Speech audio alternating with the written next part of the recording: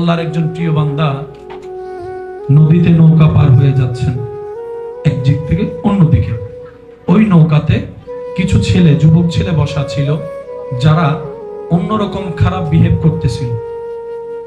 একজন বুজুর্গ বয়স্ক মানুষ দেখলে তো সম্মান করার কথা, দুষ্টামি থাকলেও দুষ্টামি চাপাই রাখার কথা।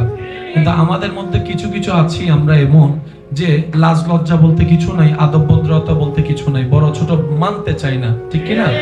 এটা আসলে আমাদের অধপতন, আমাদের ব্যর্থতা। তো ও আল্লাহ ওয়ালা ওনার সাগরিক ছাত্রদেরকে নিয়ে ওই নৌকাতেই পার হচ্ছেন অন্য পারে, যে নৌকার মধ্যে কয়েকজন যুবক মিলে বন্ধু বান্ধব নিয়ে যথেষ্ট বেয়াদবি এবং দুষ্টামি করছিল। তখন ওই সাগরিক ওই আল্লাহওয়ালা ব্যক্তিকে বললেন, হুজুর, এই পর্যন্ত আমি যতবার দেখেছি আপনার একটা দোয়া আল্লাহ ফেরত দেয় নাই, আপনি যাই দোয়া করেছেন আল্লাহ কবুল করেছেন। হুজুর, ওদের বেয়াদবিগুলো আমার পছন্দ হচ্ছে না, আমার রাগ চলে আসছে, ওদের এই বেয়াদবিগুলো আমার সুন্দর লাগছে না। হুজুর, আপনি তাদের জন্য একটু বদদুয়া করেন যেন তারা ধ্বংস হয়ে যায়। আল্লাহওয়ালা বললেন, বাদ দাও না। সে কিছুক্ষণ পরে তিনি আবার বললেন, উনি বললেন, বাদ দাও না। ওই সাগরিদ আবার বলে, সময় সময় ওরা বেয়াদবি আরো বাড়তেছে। এবার আল্লাহওয়ালা হাত তুলছে, আল্লাহর দরবারে হাত তুলে যখন হাত তুললেন, সাগরিদ মনে করলেন এই বুঝি বদদুয়া শব্দ জবান থেকে বের হবে। এবার আল্লাহওয়ালা হাত তুলে বললেন, ইয়া রাব্বাল আলামিন, তোমার এই বান্দারা দুনিয়াতে যেমন হাসি খুশি আছে, পরকালেও তাদেরকে হাসি খুশি থাকার ব্যবস্থা করে দিও। আল্লাহ, তারা এরকম যেরকম বন্ধুরা মিলেমিশে আনন্দ করছে, আল্লাহ তাদেরকে পরকালেও তুমি এরকম আনন্দে থাকার, মিলেমিশে করে একসাথে থাকার জান্নাতে একটা ঘর করে দিও। যেখানে সবাই আশা করছে বদদুয়া করবে, আল্লাহ ওয়ালা সেখানে ওনাদের জন্য শান্তির দোয়া শুরু করলেন।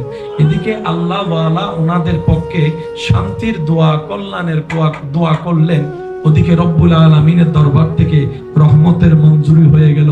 এদিকে রহমতের মঞ্জুরি হয়ে যাওয়ার সাথে সাথে তাদের অন্তরের মধ্যে কল্পনার বাইরে পরিবর্তন হওয়া শুরু হয়ে গেল, কল্পনার বাইরে পরিবর্তন হওয়া শুরু হয়ে গেল। যে বুঝটা মানুষ হিসেবে বোঝা দরকার, সামনে একজন মুরব্বী বসে আছে, আমি বেয়াদবি দুষ্টামি করলে মানাই না, ওই বুঝ আসা শুরু করলো, লজ্জাবোধ আসা শুরু করলো, নিজের ভিতর অপরাধবোধ জাগা শুরু করলো। এবার ওই বাচ্চাগুলা, ওই ছেলেগুলা দুষ্টামি যারা করছে, তাদের উপর আল্লাহর এমন রহমত হয়েছে, তারা অবচেতন মনে নিজের ভুল স্বীকার করার জন্য আল্লাহ ওয়ালার কাছে এসে বললেন, হুজুর, আমাদেরকে মাফও করে দেন, আমাদের জন্য আপনি একটু দোয়াও করেন, আজকে থেকে আমরা আপনার সাথেই আছি আল্লাহর পথে। সুবহানাল্লাহ। আল্লাহ ওয়ালাদের চিন্তায় ভিন্ন, কর্মই ভিন্ন। কারণ ওনারা যে সমস্ত জায়গায় আমরা আটকে আছি, ওনারা সেগুলা আল্লাহর রহমতে ধৈর্য দিয়ে, সহ্য দিয়ে, ইবাদত দিয়ে, নফল ইবাদত দিয়ে, রিয়াজত দিয়ে, সাধনা দিয়ে ওনারা সেগুলো আল্লাহর রহমতে পার হয়ে গিয়েছেন। বলেন না সুবহানাল্লাহ। সারা শরীরের মধ্যে রক্ত যদি সঞ্চারণ না হয়, বাঁচতে পারবে না। মাঝে মধ্যে দেখবেন ওই খেয়াল না করলে যদি কোথাও একটু বাড়ি খাই, জিম করে যখন ধরে, তখন মনে হয় কি রক্তটা ছিঁড়ে যাচ্ছে, ব্যথা লাগে প্রচুর, ঠিক কিনা? পুরা হাত অবশ হয়ে যায়, জিম ধরে রাখে। এক ন্যানো সেকেন্ড যদি কারো রগে রক্ত সঞ্চারণ না হয়,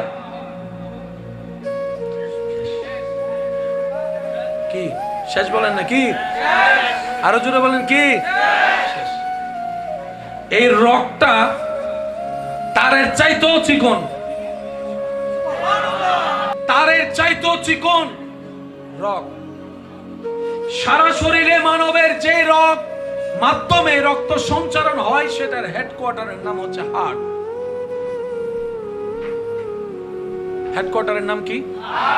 সেজন্য ব্লক কোথায় পাওয়া যায়? জোরে বলেন। এই রিং কোথায় পরায়? হার্টে। এটা হচ্ছে সে স্টেশন যেখান থেকে, আরো জোরে, ওই রিং পরানো মানে যে রক্ত দিয়ে আপনার রক্তটা আসার কথা, চর্বির কারণে সেই জায়গায় যখন জ্যাম পড়ে যায়, রক্ত আর আসে না, তখন এখানে বাইপাস দেয়। বাইপাস, হার্টে রিং পরায়, বাইপাস করে। এই হার্টের মধ্যে একটা আওয়াজ আছে,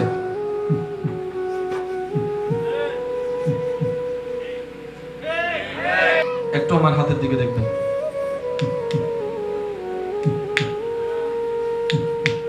আছে না? আমাদের জীবন চলার পথে দেখবেন আমরা ওই পান থেকে চুন খসলেই মেজাজ আউট অফ কন্ট্রোল হয়ে যায়। অনেক সময় তো নিজের ছেলে মেয়ের উপর, বাচ্চাদের উপরও রাগ দেখাতে, অবুঝ বাচ্চার উপর রাগ দেখাতে আমাদের দ্বিধাবোধ হয় না। অথচ বাচ্চাগুলো ভালো বুঝে না, খারাপও বুঝে না, কিন্তু মেজাজ যখন ওটা ইচ্ছা মতো দেওয়া শুরু করে। আল্লাহ আমাদের সবাইকে একটু বোঝার তৌফিক দান করুন। একবার মহব্বতে দরুদ শরীফ পড়েন, আল্লাহুম্মা সাল্লি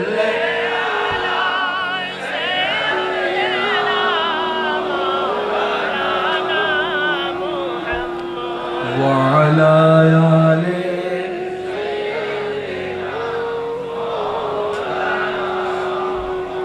শব্দটা একটু সবাই মিলে বলেন, আল্লাহর কুদরত। আল্লাহর বলেন, আল্লাহর কুদরত। এবার আসেন, 1 মিনিটে কতবার হলে আপনার রোগ কি বুঝতে পারে? আপনার আমার হার্টে যেরকম একটা বিট আছে, পালসের একটা বিট আছে। সুবহানাল্লাহ হবে না? আল্লাহর একজন প্রিয় বান্দা নদীতে নৌকা পার হয়ে যাচ্ছেন এক দিক থেকে অন্য দিকে। ওই নৌকাতে কিছু ছেলে, যুবক ছেলে বসা ছিল, যারা অন্যরকম খারাপ বিহেভ করতেছিল। একজন বুজুর্গ বয়স্ক মানুষ দেখলে তো সম্মান করার কথা, দুষ্টামি থাকলেও দুষ্টামি চাপাই রাখার কথা। কিন্তু আমাদের মধ্যে কিছু কিছু আছি আমরা এমন যে লাজ লজ্জা বলতে কিছু নাই, আদব ভদ্রতা বলতে কিছু নাই, বড় ছোট মানতে চাই না, ঠিক কিনা? এটা আসলে আমাদের অধপতন, আমাদের ব্যর্থতা।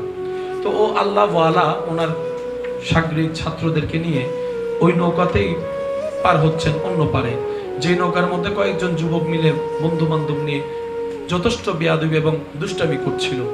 তখন ওই সাগরিক ওই আল্লাহওয়ালা ব্যক্তিকে বললেন, হুজুর, এই পর্যন্ত আমি যতবার দেখেছি আপনার একটা দোয়া আল্লাহ ফেরত দেয় নাই, আপনি যাই দোয়া করেছেন আল্লাহ কবুল করেছেন। হুজুর, ওদের বেয়াদবিগুলো আমার পছন্দ হচ্ছে না, আমার রাগ চলে আসছে, ওদের এই বেয়াদবিগুলো আমার সুন্দর লাগছে না। হুজুর, আপনি তাদের জন্য একটু বদদুয়া করেন যেন তারা ধ্বংস হয়ে যায়। আল্লাহওয়ালা বললেন, বাদ দাও না। সে কিছুক্ষণ পরে তিনি আবার বললেন, উনি বললেন, বাদ দাও না। ওই সাগরিদ আবার বলে, সময় সময় ওরা বেয়াদবি আরো বাড়তেছে। এবার আল্লাহওয়ালা হাত তুলছে, আল্লাহর দরবারে হাত তুলে যখন হাত তুললেন, সাগরিদ মনে করলেন এই বুঝি বদদুয়া শব্দ জবান থেকে বের হবে। এবার আল্লাহওয়ালা হাত তুলে বললেন, ইয়া রাব্বাল আলামিন, তোমার এই বান্দারা দুনিয়াতে যেমন হাসি খুশি আছে, পরকালেও তাদেরকে হাসি খুশি থাকার ব্যবস্থা করে দিও। আল্লাহ, তারা এইরকম যেরকম বন্ধুরা মিলেমিশে আনন্দ করছে, আল্লাহ তাদেরকে পরকালেও তুমি এরকম আনন্দে থাকার, মিলেমিশে করে একসাথে থাকার জান্নাতে একটা ঘর করে দিও। যেখানে সবাই আশা করছে বদদুয়া করবে, আল্লাহ ওয়ালা সেখানে ওনাদের জন্য শান্তির দোয়া শুরু করলেন। এদিকে আল্লাহ ওয়ালা ওনাদের পক্ষে শান্তির দোয়া, কল্যাণের দোয়া করলেন। ওদিকে রব্বুল আলামিনের দরবার থেকে রহমতের মঞ্জুরি হয়ে গেল। এদিকে রহমতের মঞ্জুরি হয়ে যাওয়ার সাথে সাথে তাদের অন্তরের মধ্যে কল্পনার বাইরে পরিবর্তন হওয়া শুরু হয়ে গেল, কল্পনার বাইরে পরিবর্তন হওয়া শুরু হয়ে গেল। যে বুঝটা মানুষ হিসেবে বোঝা দরকার, সামনে একজন মুরব্বী বসে আছে, আমি বেয়াদবি দুষ্টামি করলে মানাই না, ওই বুঝ আসা শুরু করলো, লজ্জাবোধ আসা শুরু করলো, নিজের ভিতর অপরাবোধ জাগা শুরু করলো। এবার ওই বাচ্চাগুলা, ওই ছেলেগুলা দুষ্টামি যারা করছে, তাদের উপর আল্লাহর এমন রহমত হয়েছে, তারা অবচেতন মনে নিজের ভুল স্বীকার করার জন্য আল্লাহ ওয়ালার কাছে এসে বললেন, হুজুর, আমাদেরকে মাফও করে দেন, আমাদের জন্য আপনি একটু দোয়াও করেন, আজকে থেকে আমরা আপনার সাথেই আছি আল্লাহর পথে। আল্লাহ ওয়ালাদের চিন্তাই ভিন্ন, কর্মই ভিন্ন। কারণ ওনারা যে সমস্ত জায়গায় আমরা আটকে আছি, ওনারা সেগুলা আল্লাহর রহমতে ধৈর্য দিয়ে, সহ্য দিয়ে, ইবাদত দিয়ে, নফল ইবাদত দিয়ে, রিয়াজত দিয়ে, সাধনা দিয়ে ওনারা সেগুলো আল্লাহর রহমতে পার হয়ে গিয়েছেন। বলেন না সুবহানাল্লাহ।